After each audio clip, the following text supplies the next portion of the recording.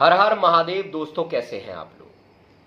आखिर वो कौन सा अस्त्र होगा जिससे कल की अवतार कलयुग का नाश करेंगे।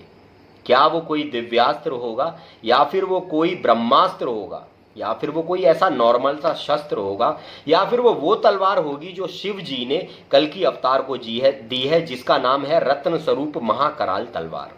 आखिर कौन से अस्त्र से कल की अवतार कलयुग का नाश करेंगे, आज के वीडियो में आपको बताने वाला हूं। प्रूफ के साथ बताऊंगा, एग्जाम्पल के साथ बताऊंगा, वीडियो पे बने रहिएगा। अब आपके मन में चल रहा होगा कि यार वो कौन सा अस्त्र होगा, कहीं वो ब्रह्मास्त्र तो नहीं होगा, कहीं वो पशुपतात अस्त्र तो नहीं होगा, या फिर अब कलयुग में कोई नया अस्त्र तो अपग्रेड होकर नहीं आया जिससे कल की भगवान कलयुग का नाश करेंगे। लेकिन मैं आपको बता दूं कि एक अस्त्र कल की अवतार के पास ऐसा होगा जिससे वो कलयुग का नाश करेंगे। जी हाँ, कल की अवतार ने वो अस्त्र केवल और केवल कलयुग के लिए ही बचा रखा है।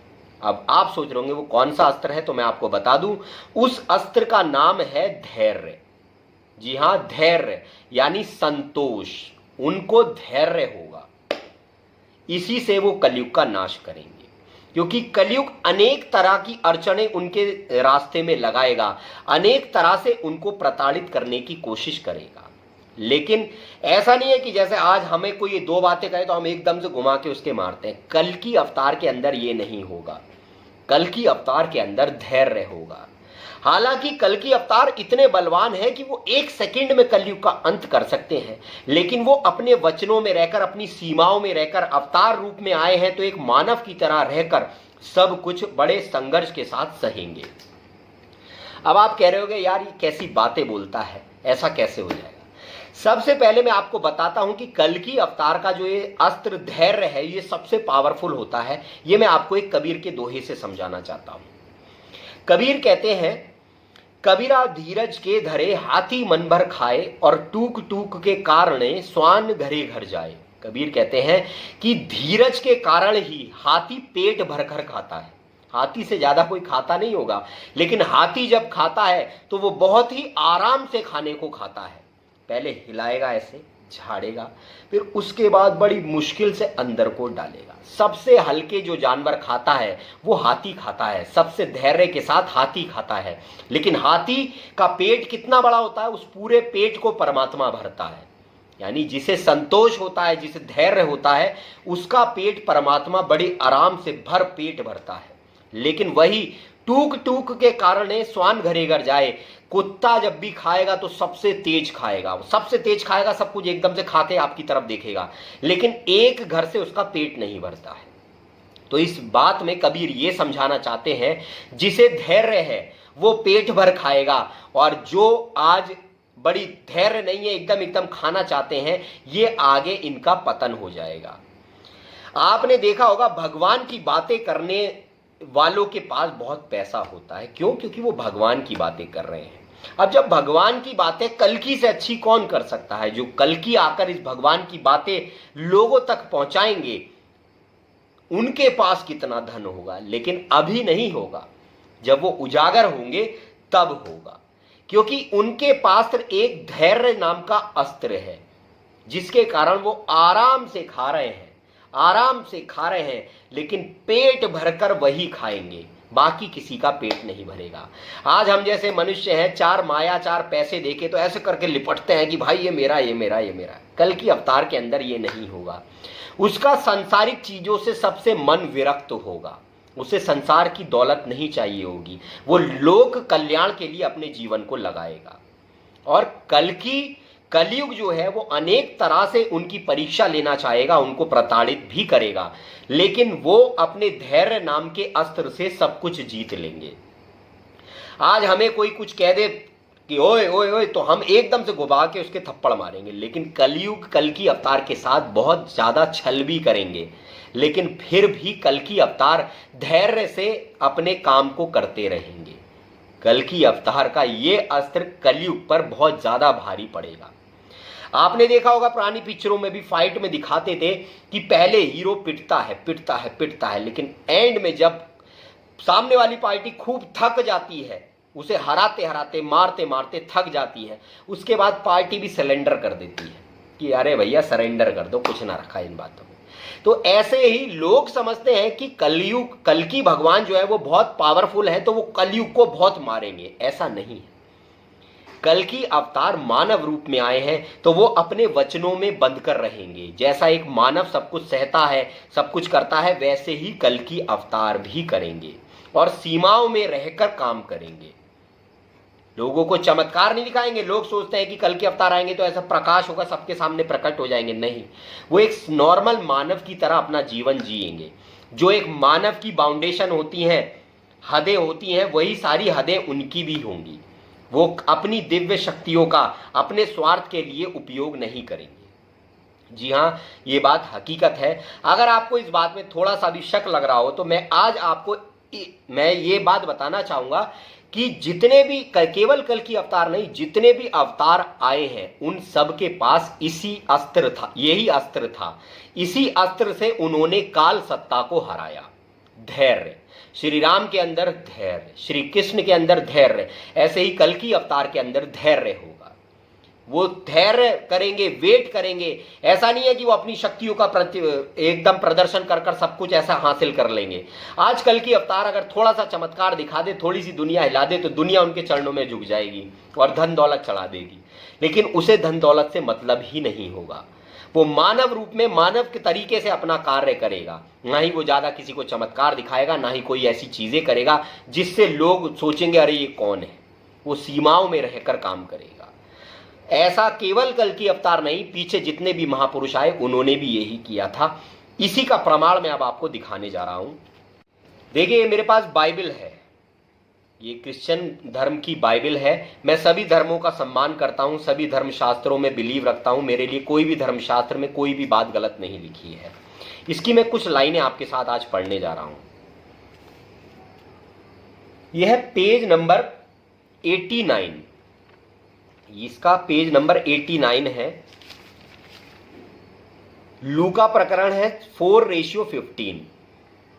इस पर दिया है टाइटल यीशु की परीक्षा। जब यीशु भगवान या ईसा मसीह जी आए थे तो कलयुग ने यानी काल ने उनकी भी परीक्षा ली थी। इस पे लिया है यीशु की परीक्षा। यीशु पवित्र आत्मा से परिपूर्ण होकर यरदन से लौटा और आत्मा उसे जंगल में इधर उधर ले जाता रहा। वहां 40 दिन तक शैतान उसकी परीक्षा करता रहा। किसकी? ईसा मसीह जी की। उन दिनों में से उसने कुछ नहीं खाया। जब ये दिन बीत गए तब वह भूखा हुआ। मतलब 40 दिन तक उन्होंने कुछ नहीं खाया, लेकिन उनको भूख लग रही थी। तब शैतान ने उनसे कहा, शैतान वहां प्रकट हो गया, उनने उनसे कहा, यदि तू परमेश्वर का पुत्र है तो इस पत्थर से कह दे कि रोटी बन जाए। यानी शैतान आया और ईसा मसीह से कहा, तुझे भूख भी लग रही है और तेरे अंदर तो सारी शक्तियां हैं, तो तू इस पत्थर से कह दे कि रोटी बन जाए। तो ईसा मसीह ने क्या जवाब दिया? यीशु ने उसे उत्तर दिया, लिखा है मनुष्य केवल रोटी से ही जीवित ना रहेगा। ईसा मसीह कहते हैं, रिवर्ट करते हैं कि भाई हमारे धर्मशास्त्रों में लिखा है कि इंसान केवल रोटी से ही भूखा नहीं रहता है। जाको ना मिले हमारा ताको ना ही ना मिले आहारा, है ना। तो ईसा मसीह ने कह दिया ऐसा नहीं कि मैं रोटी से ही जिंदा रहूंगा, इसलिए मैं इस बात को नहीं करूंगा, मैं तुम्हारे कहने से कोई भी चमत्कार नहीं करूंगा। तब शैतान ने उसे ऊपर ले जाकर पल भर में संसार के सारे राज्यों को दिखा दिया। अब शैतान जो है वो ईसा मसीह को ले गया ऊपर, यार आओ यार अब मैं दिखाता हूं तुम्हारे पास, मेरे पास क्या क्या है। और संसार के सारे राज्य को दिखा दिया और उनसे कहा, यह सारा अधिकार, इसका वैभव मैं तुझे दे दूंगा। ईसा मसीह से कहा, ये सारे संसारिकों पे तू राज करेगा, ये सारे अधिकार मैं तुझे दे दूंगा, धन दौलत माया तुझे दे दूंगा, क्योंकि यह मुझे दिया गया है। क्योंकि ये माया जो है ये काल के अधीन है और मैं जिसे चाहता हूं उसे दे देता हूं। कलयुग जिसे चाहता है ये सब चीजें उसे दे देता है। इसलिए यदि तू मुझे दंडवत प्रणाम करे तो यह सब तेरा हो जाएगा। काल ने यानी शैतान ने, कलयुग ने उनसे कहा कि अगर तू मुझे दंडवत प्रणाम करे, तू मेरा भक्त बन जाए, तो मैं ये सारी चीजें तुझे दे दूंगा। अब यीशु क्या कहते हैं? यीशु ने उत्तर दिया, लिखा है तू प्रभु अपने परमेश्वर को दंडवत प्रणाम कर और केवल उसी की सेवा कर। ईसा मसीह ने कहा कि हमारे धर्मशास्त्रों में लिखा है भाई कि केवल एक ईश्वर की भक्ति करो, ईश्वर की पूजा करो और किसी के आगे सर मत झुकाओ। तब उसने यीशु को यशरून ले जाकर उसे मंदिर की चोटी पर खड़ा किया और उससे कहा, यदि तू परमेश्वर का पुत्र है वो बहुत चालाक है। काल कह रहा है अच्छा अगर तू भगवान का बंदा है तो कह रहा है यदि तू परमेश्वर का पुत्र है तो अपने आप को यहां से गिरा दे, क्योंकि लिखा है कि वह स्वर्गदूतों को तेरे विषय में यह आज्ञा देगा कि वह तेरी रक्षा करे। कह रहे हैं अगर तू भगवान का बंदा है ना तो अपने आप को यहां से नीचे गिरा दे और तेरे भगवान के स्वर्गदूत आएंगे और तुझे बचा लेंगे आके, और वे तुझे शीघ्र अपने हाथों में उठा लेंगे, ऐसा ना हो कि वह तेरे पैर में पत्थर से ठेस लगे। यीशु ने उनसे कहा, यीशु बड़े चालाक थे ईसा मसीह, उन्होंने कहा अच्छा, उन्होंने कहा तू प्रभु अपने परमेश्वर की परीक्षा ना करना। ईसा मसीह ने कहा कि मैं यहां से गिरूंगा और मैं इस चीज की आस लगाऊं कि भगवान मुझे आके बचा ले, इस तुच्छ काम के लिए मैं अपने आप को यहां से गिरा दूं और अपने परमेश्वर की परीक्षा लूं। उन्होंने कहा ग्रंथों में लिखा है तू अपने परमेश्वर की कभी परीक्षा ना लेना।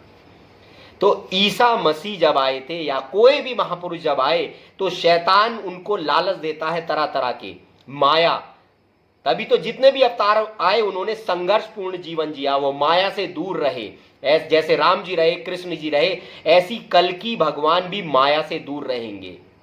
कलयुग उनको बहुत तरह के ऑफर दे चुका है, देता रहेगा कि मैं तुम्हें ये दे दूंगा, संसार की सारी दौलत दे दूंगा, लेकिन कल्कि कहते हैं मैं अपने जीवों को मुक्ति देने आया हूं और मैं ये मार्ग उन्हें दिखाकर रहूंगा, और कलयुग नहीं चाहता कि ये मार्ग वो दिखाने आए। तो इसीलिए अनेक तरह की परीक्षाएं उनके आगे वो लगाता रहता है, लेकिन अवतार जो होते हैं, महापुरुष जो होते हैं, वो धैर्य से अपना कार्य करते रहते हैं। अब कल्कि भी इस समय धैर्य से अपना कार्य कर रहे हैं और दुष्टों को दंड दे रहे हैं और धर्मियों को तार रहे हैं। इसका भी एक प्रमाण मैं आपको दिखा देता हूं, इसी पे है, नया नियम बाइबल में है, पेज नंबर 21। ये दोनों पेज मैं आपके साथ शेयर कर रहा हूं, इनके स्क्रीनशॉट आप ले लीजिएगा। पहला पेज जो मैंने बोला वो ये है और दूसरा पेज जो मैंने बोला वो ये है। अब पेज नंबर 21 पे देख लेते हैं क्या लिखा है। पेज नंबर 21 पे दिया है दोस्तों, जाल का दृष्टांत। दृष्टांतों में बातें की गई हैं बाइबल में, पहेली नुमा। जीसस जब भी आए तो या कोई भी महापुरुष आए तो उन्होंने पहेली नुमा बातों में अपनी बातें कही। तो इसमें लिखा है जाल का दृष्टांत। फिर स्वर्ग का राज्य उस महाजाल के समान है जो समुद्र में डाला गया। कह रहे हैं सतयुग का जो राज्य आएगा जब कल्कि भगवान आएंगे तो ये इस प्रकार है जैसे एक जाल समुद्र में डाला जाता है। फिर स्वर्ग का राज्य उस महाजाल के समान है जो समुद्र में डाला गया और हर प्रकार की मछलियों को समेट लाया, और जब जाल भर गया तो लोग उसे तट पर खींच लाए और उन्होंने बैठकर अच्छी मछलियों को टोकरियों में इकट्ठा किया, परंतु बेकार मछलियों को फेंक दिया। इस युग के अंत में भी ऐसा होगा, बाइबल में साफ लिखा है। जाल का दृष्टांत मतलब समुद्र में जाल डाला जाएगा। कल्कि अवतार लोगों को आकर ज्ञान देगा। दोनों तरह के लोग उसके पास आएंगे, राक्षस भी और देवता भी। आए एक ही घाट से, उतरे एक ही घाट, अपने अपने कर्म से हो गई बारे बाट। दोनों प्रकार के देवता और राक्षस दोनों को वो ज्ञान सुनाएगा, लेकिन उसके ज्ञान पर केवल दैविक प्रवृत्ति के लोग ही चल पाएंगे। बाकी राक्षस जो है उनकी मजाक बनाकर उल्टी सीधी बातें लोग कर कर मर जाएंगे। तो इन्होंने बोला कि जाल फेंका गया, बेकार अच्छी मछलियों को टोकरियों में रख लिया गया और बेकार मछलियों को भाड़ में पीस दिया गया। कह रहे इस युग के अंत में भी ऐसा होगा, स्वर्गदूत आकर दुष्टों को धर्मियों से अलग करेंगे। कह रहे हैं इस युग के अंत में भी ऐसा होगा कि अच्छे लोगों को बुरे लोगों से अलग कर दिया जाएगा। भगवान के स्वर्गदूत आकर जो बुरे लोगों में अच्छे लोग फंसे हुए हैं उन्हें वहां से निकाल लेंगे और उन्हें आग के भट्टे में डाल दिया जाएगा जहां रोना और दांत पीसना है। और वो जो पाखंडी लोग होंगे, जो अविश्वासी लोग होंगे, उन्हें 3 लोक में मरने के लिए छोड़ दिया जाएगा, कलयुग में मरने के लिए छोड़ दिया जाएगा। वो सतयुग नहीं देखेंगे।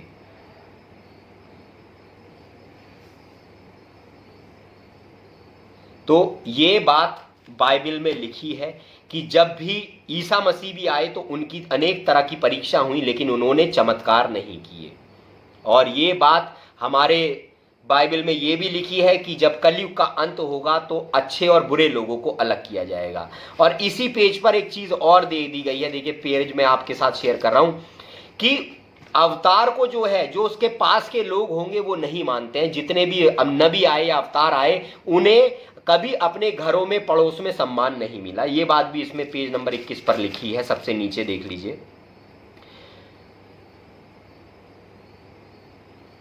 यीशु ने उनसे कहा, अपने नगर और अपने घर में नबी का निरादर होता है, और लोगों के अविश्वास के कारण उन्होंने सामर्थ्य से अधिक कार्य नहीं किए। यीशु ने कहा, नबी जो आते हैं, जो अवतार आते हैं, उनका पहले जब वो आते हैं तो अनादर होता है, और इसी अनादर की वजह से लोग विश्वास नहीं कर पाते, इसीलिए वो ज्यादा चमत्कार भी लोगों के सामने नहीं करते हैं कि जब ये विश्वास ही नहीं करते हैं तो मैं चमत्कार क्या करूं। तो दोस्तों, आज मैंने आपको एक चीज बताई कि जितने भी अवतार आए हैं उन सब का जो सबसे बड़ा अस्त्र है वो धैर्य है। वो बैठे हुए अपना कार्य कर रहे हैं, समय बहुत नजदीक है, लेकिन कभी भी ये समय चोर की तरह आप सबके सामने आ जाएगा और कल की अवतार कलयुग का पूरी तरह विनाश कर देंगे। अगर वीडियो अच्छा लगा हो तो प्लीज अभी के अभी चैनल को सब्सक्राइब जरूर कर लीजिएगा। हर हर महादेव।